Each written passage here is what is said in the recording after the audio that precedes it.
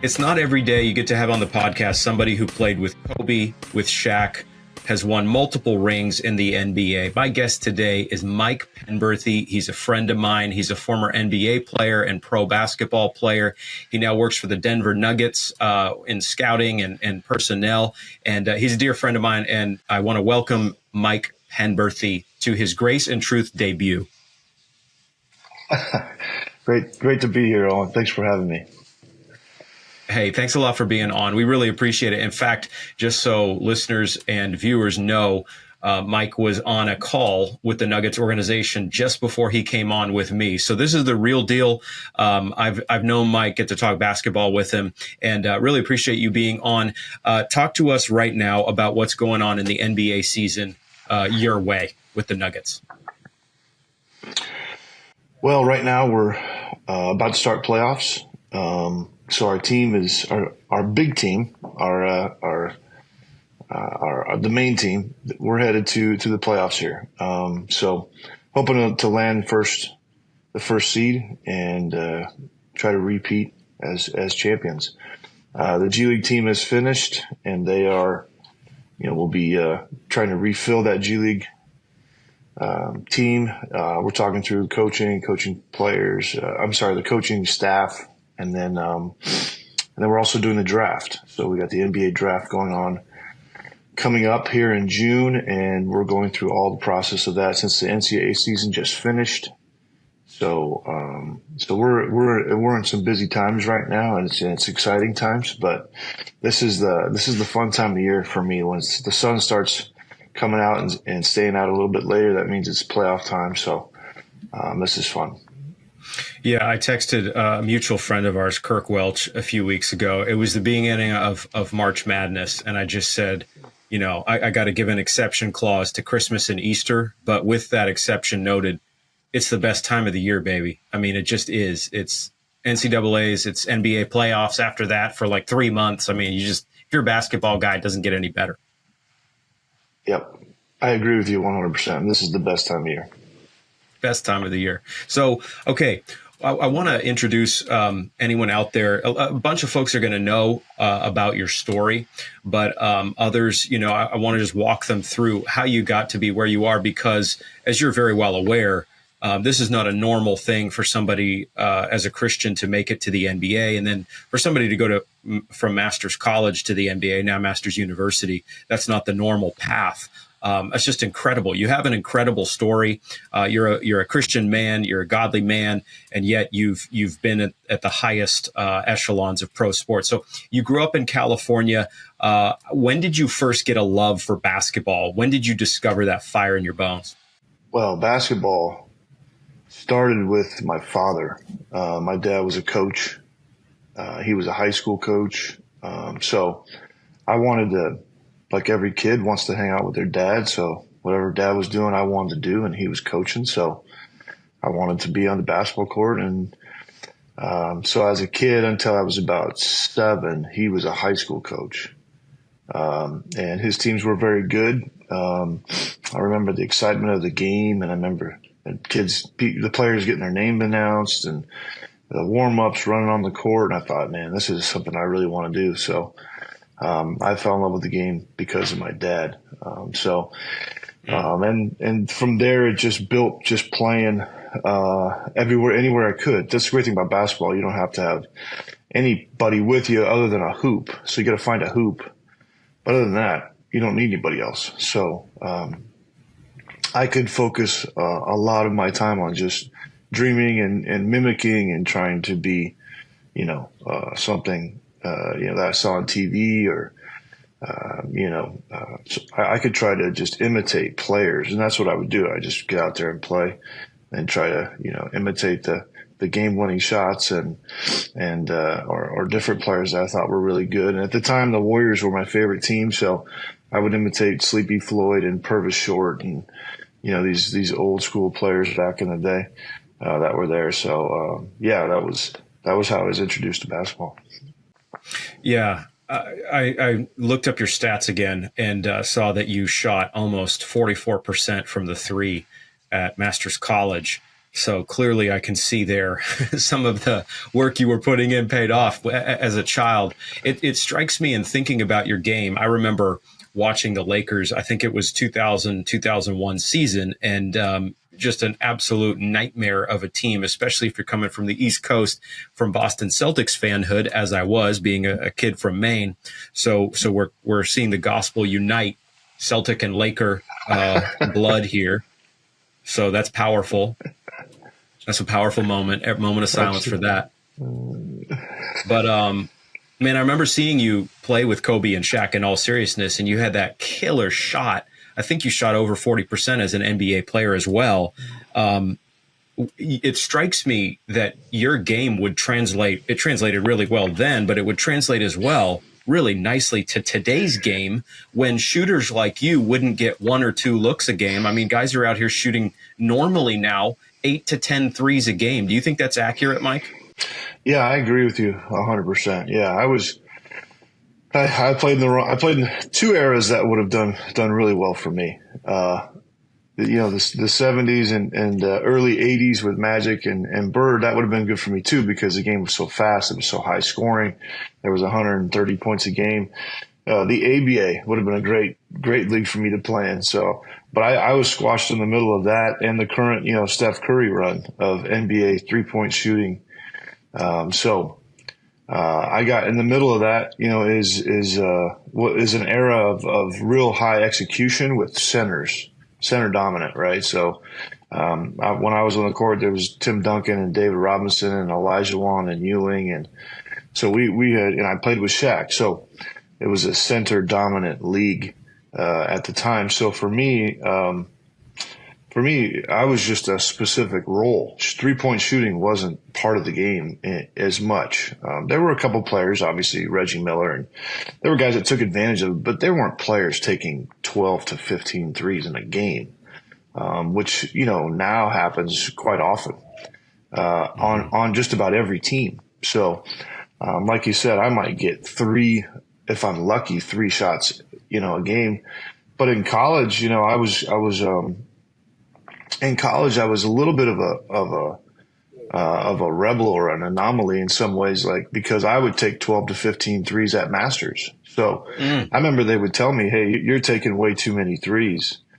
And so they asked me, like, you got to find another part of your game or whatever. So that would have fit in perfectly in today's game. That's for sure. Yeah. I took over 1,000 threes in college. And yeah, made over 450. So, I shot it well, but, my coach in college was like, listen, you make a lot of shots. We need you to shoot more. So, he wasn't telling me to shoot less. He didn't care if it was a 3-point shot or, from the bathroom, as long as it went in, so he said, shoot as many as you can. So that coaching and that thinking was ahead of its time. Hey, we'll be back to the conversation in just a minute, but I need to talk to you about something very important. At the very heart of our democracy lies a principle we hold sacred: free speech. It's the cornerstone that supports every freedom we cherish. Yet in today's digital age, discussions about our wealth, our rights, and our future are being silenced or overshadowed in mainstream narratives that leave many feeling voiceless in conversations crucial to our financial independence and security. This is where Wealth Protection Research steps in, armed with a mission that has never been more critical. Wealth Protection Research is not a financial advisory firm. They're defenders of free speech. Yes to free speech, committed to giving a voice to the silenced. Wealth Protection Research tirelessly seeks out financial experts. These are the voices that challenge prevailing narratives, especially as we navigate the uncertainties of the 2024 election. Wealth Protection Research has created a 2024 Election Wealth Protection Report. This free report highlights the 3 best ideas for protecting and growing your money heading into the 2024 election. It contains ideas the mainstream media won't touch, and listeners can get it completely free. Don't you love those words? Completely free. Text IDEAS, one word, IDEAS, to 76626 to claim your free copy. If you believe in the sanctity of free speech and the importance of financial freedom, then act now. Again, text ideas, just one word, to 76626 to claim your free copy of this 2024 election protection report. It's time to widen the scope of what we're told, to hear the ideas the establishment does not think you can handle, and to take control of our financial destinies. How important is this? Text ideas to 76626 to claim your free copy. Now back to our conversation.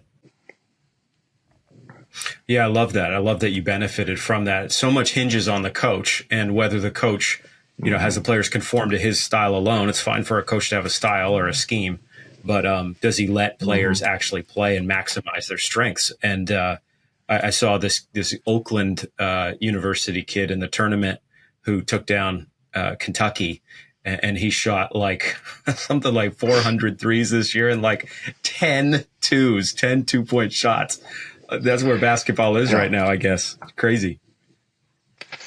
Pretty incredible. Yeah, that kid had quite a splash. But yeah, you can win games now, just one person, because of the 3-point line and its emphasis. And he's a perfect example of that. Like, he literally beat one of the best teams in college basketball this year. So crazy.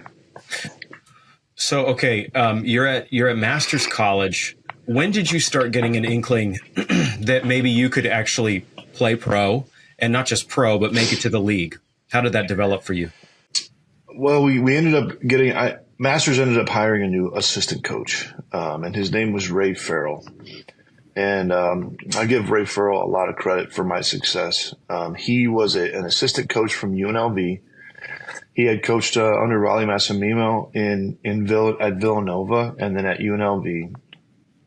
So he had been around NBA players, and he was the trainer for Rolando Blackman on the Dallas Mavericks. And so he was his basketball trainer and his physical trainer. So when he came to our team, he had some familiarity with NBA players. And so he saw me play and then said, "Hey, let's put some workouts in. Let's see what's going on." And then I remember asking him after the summer of my junior year, when NBA, he knew NBA scouts had come to see me play, at Masters.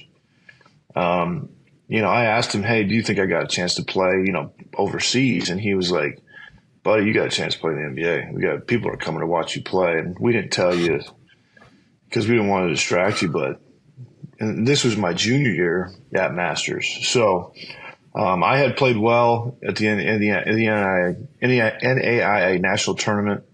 I think I had four 3-point games or something like that my sophomore year. So that kind of put me on the map. This is him telling me this. And then my junior year, NBA teams started to show up. And then my senior year, every NBA team had come to Masters multiple times to watch me play. So it had slowly built. Every year I went from, my freshman year I was at 9 points a game, and then 18 points a game, and then 23 points a game, and then 29 points a game. So it just every season I gradually grew in terms of points per game. Ray Farrell was the one, and then he took me to Dallas in the summer to do some Dallas Mavericks basketball camps, and I met a scout there, and he pushed me really hard to the Mavericks. That scout, after he saw me do some workouts or whatever, and so that helped put me on the map as well. So yeah, this assistant coach Ray Farrell, great guy, really loved the Lord, was a big influence on me as an athletic Christian, or a Christian athlete. But he, for me, my life was literally working out 7-8 hours a day to try to get to the NBA. So he was a big influence on me, and really helped me, stay the course. Obviously spiritually, but also, giving me the blueprint, if you will, to make it to the NBA. The hardest thing I found as an athlete, not quite at your level, just slightly below it, that's sarcasm talking, was, in all seriousness, just playing high school ball, was or even pickup ball, I guess, as an over-competitive, red-blooded traditional guy, was not letting the game consume me, and not, focusing on it and thinking about it all the time, and honestly idolizing basketball. And I can say on record here myself, not that any of us is going to be perfect, we're not, but I mean, I failed in that. Basketball was an idol for me for a good portion of my life, even as a believer. How did you are at so much a higher level than someone like me. How was that struggle for you with like keeping Christ at the center? But then, this job, this whole deal, this really is dependent on your performance, especially when you get out of college sports now into your early pro career. How do you balance that as a believer? Yeah, good question. I mean, now obviously my perspective is different. At the time, I wrestled with it. It was the best explanation that I was given at the time was, this is your job. So if you're working out 7-8 hours a day, the average person is working his 9 to 5. It's no more than what they're doing. Of course, it wasn't that much. I was doing much more than that because obviously your mind's thinking about it. I would go in at night when I couldn't sleep and take more shots. I mean, so yeah, there was an obsession with wanting to get better. I always made time to walk with God. I always felt like I was, doing the things that were occupying my mind, listening to Christian music and the important things in your downtime that I think really help shape your thinking and keep your mind focused on Christ. I was always doing those things.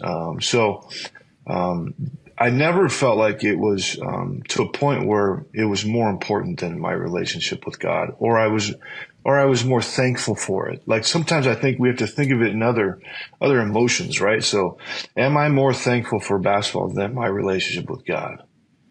And that question, when I think about it that way, then if that answer is yes, then that's an obsession, right? So how can I shift that then from the Christianese thinking? Sometimes it's an idol. Well, how do we determine that? Like if you're obsessed with it and you can't think about anything else, well, that sounds like a job to me. Like somebody, like maybe it's a book you're writing, for you, like I'm obsessed with this book. Well, that may not be an idol. It just may be that you're super focused on it.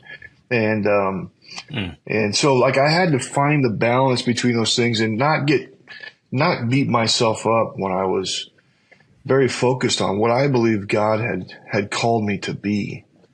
So, if you believe God's called you to do it, you should pursue it because that's the gift he's given you to give to the world. So, I had to pursue it with all my heart and there were times for sure I failed, no question. I'm with you on that one. Definitely not. Perfection. Yeah. When you said I was a godly man, my chair almost broke, I think.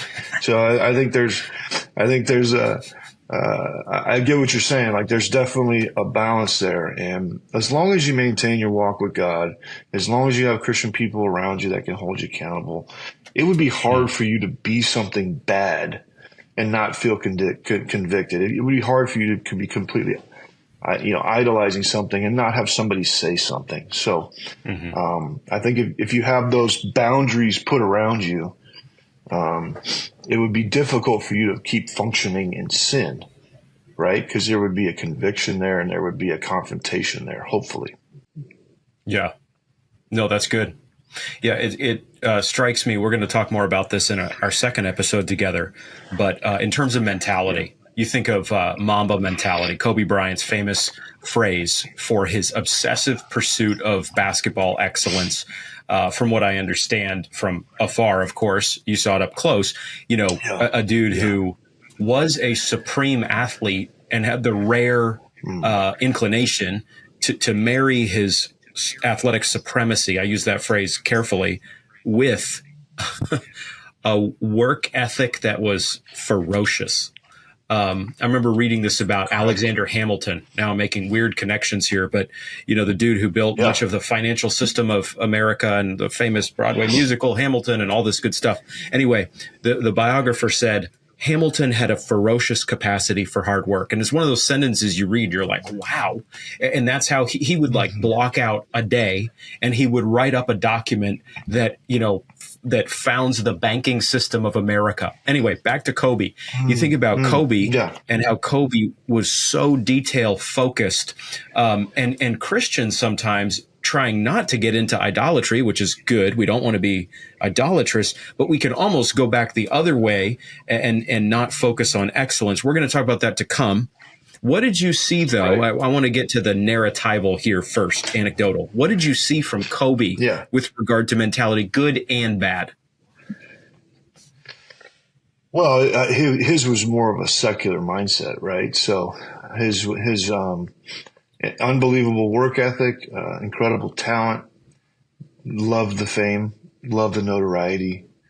I would say pursued the glory of that. And if you're not a believer, that's all for you, right? I mean,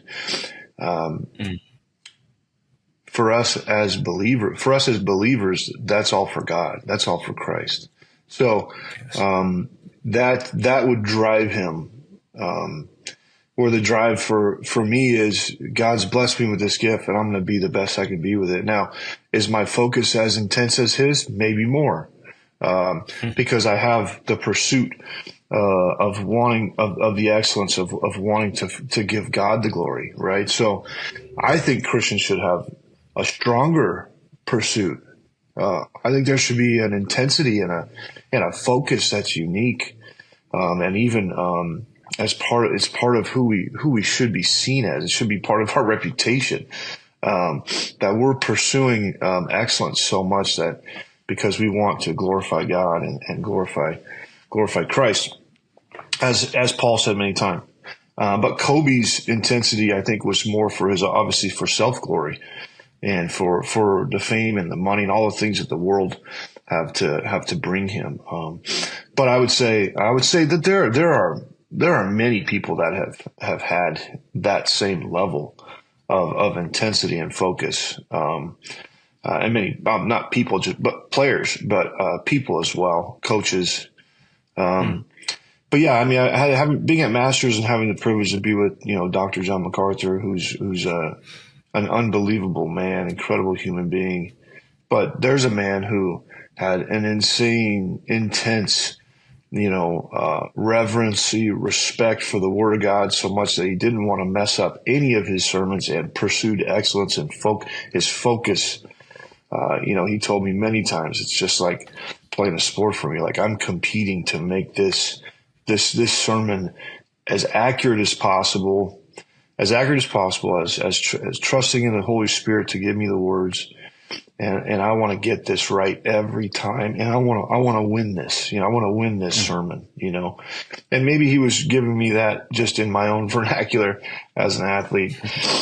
Some would say dumb jock, but, as an athlete. So the conversation, would go that way often, but I mean, you look at his life and the work he's done. It'd be hard pressed to say he didn't have the same intensity and focus. If not more, hopefully more, right? He's handling the Word of God and not handling the basketball. Hey, got to jump out of our conversation for just a minute to talk about something very, very important. Endless doom scrolling on your TV platform to try to find entertaining content. You've been there. I've been there. 30 minutes passes, an hour passes, perhaps even 2 hours pass, and then you just fall asleep and you end up watching nothing. I have a better way forward for you. Hillsdale College is offering more than 40 free online courses in the most important and enduring subjects. You can learn about the works of C.S. Lewis, the stories in the book of Genesis, the meaning of the U.S. Constitution, the rise and fall of the Roman Republic, because we're all thinking about the Roman Empire on a daily basis, or the history of the ancient Christian church with Hillsdale College's online courses, all available for free. That's right. For free. I personally recommend you sign up for a great course, Winston Churchill and Statesmanship. In this 6-lecture course, Hillsdale College President Dr. Larry Arnn, one of the world's foremost scholars of Churchill, explores how Winston Churchill defended constitutional government against the unique dangers of totalitarian government and modern warfare. The course is self-paced so that you could start whenever and wherever. You fall asleep some night after a long day at work, you can start it up the next day. Start your free course, Winston Churchill and Statesmanship with Dr. Larry Arnn today. Fantastic opportunity before you. Go right now to hillsdale.edu/grace to start. It's free. It's easy to get started. That's hillsdale.edu/grace, one word, to start. hillsdale.edu/grace. Let's jump back into the conversation. Yeah, I think that's a great connection. What a fun conversation this is, from Kobe Bryant to John MacArthur. That's my kind of conversation, baby. And MacArthur, as a former, college quarterback, has approached the ministry, I think, like an athlete, actually. And I think we all have to bring, that strong intensity. I think we got to bring, a forgiving spirit for others and for ourselves. That's something that stood out to me. This isn't about MacArthur, but with Kobe and with Jordan, that just absolute alpha killer mentality. They also can break some guys down who maybe didn't have to be broken down. And that's where you're thankful for, a Christian man, not a perfect man, but a man like John MacArthur, who is going to bring those Christian virtues to bear on his ministry, but work really hard in the ministry. So I agree with that. That's a good word. Yeah, absolutely. Yeah, I agree with you. I mean, he's, all the Christian attributes tied to that intensity and focus and ferocious alpha. I think those of us who know John would say that he qualifies to be in that category as an alpha. And but how could you have? It would be it would be unbearable for somebody who wasn't that to do what he's done. I mean, it's just too much. And he's been amazing. But yeah, I agree with his intensity and focus and ferociousness, but obviously his grace, his forgiveness, his love, his empathy, and all the things that grow out of a close relationship with Christ, his love for others, his desire to see them grow, and his love for the word, right, which I would say has really marked his life. And it shows in who he is completely differently than Kobe Bryant, who I know firsthand was ferocious in his competitiveness towards his teammates, for sure. I've heard a story, you and Kobe playing one-on-one, and if you're comfortable, we got to let the people hear this. If I recall this, I may be rounding up out of I've been respecting you for 20 years before I ever met you, watching you on NBC back in Maine. But anyway, I think you had him up and you were going to beat him one-on-one. Is this correct? Can you walk us through this game? Yeah, he always challenged the new players to one-on-one, and we were in practice early one day. He and I were always at shooting early before practice, so we played some ones, and I wasn't blowing him out by any means, but NBA players can beat each other, and I was up a couple baskets, and Kobe had decided that was enough. And he really didn't know my game. This was early in training camp, and so he was probably surprised I made a couple shots, or I did some things that he didn't expect me to do. So made a couple moves, and he had decided that was enough. And the NBA playoff finals, Kobe came out, and he decided that I wasn't even going to get to shoot. Whether it was a foul or not was irrelevant. It was physical, like let's beat each other up. One-on-one for me was like, it gives you the answers to the test, right? It tells you what you need to work on, right?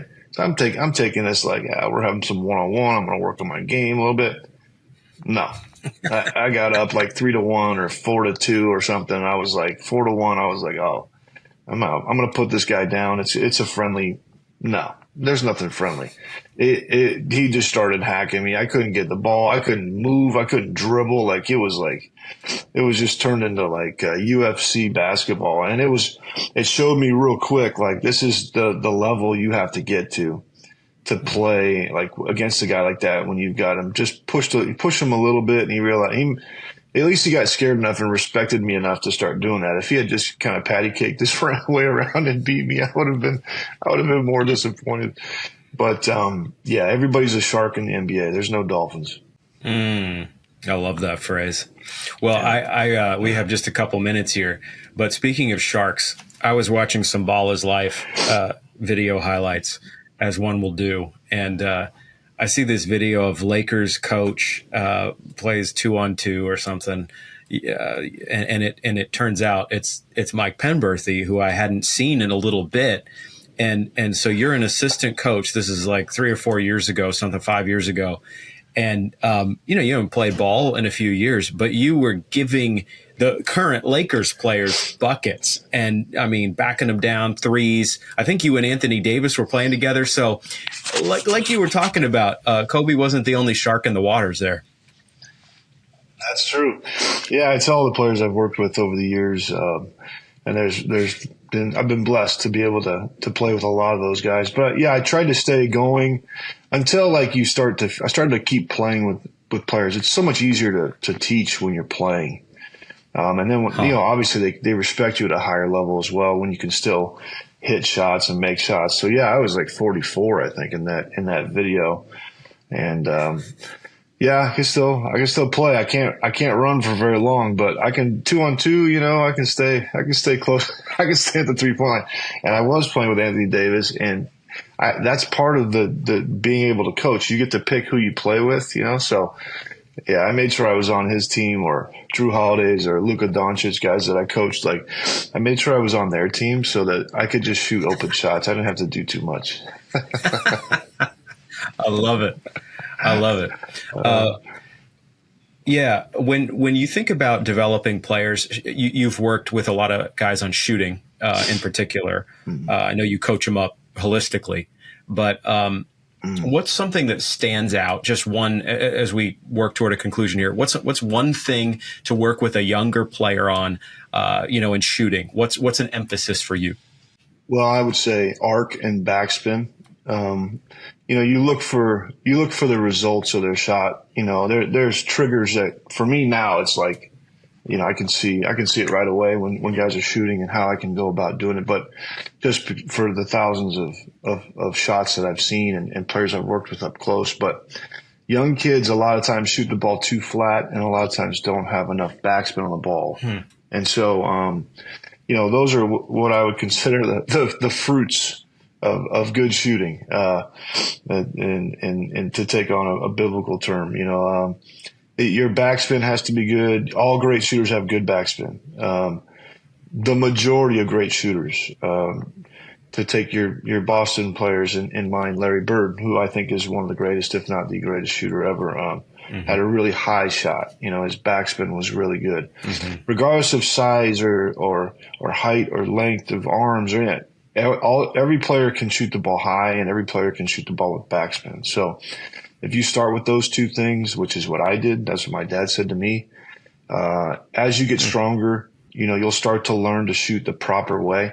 But just think about height and backspin and then shoot as many shots as you can, and you'll start having some success.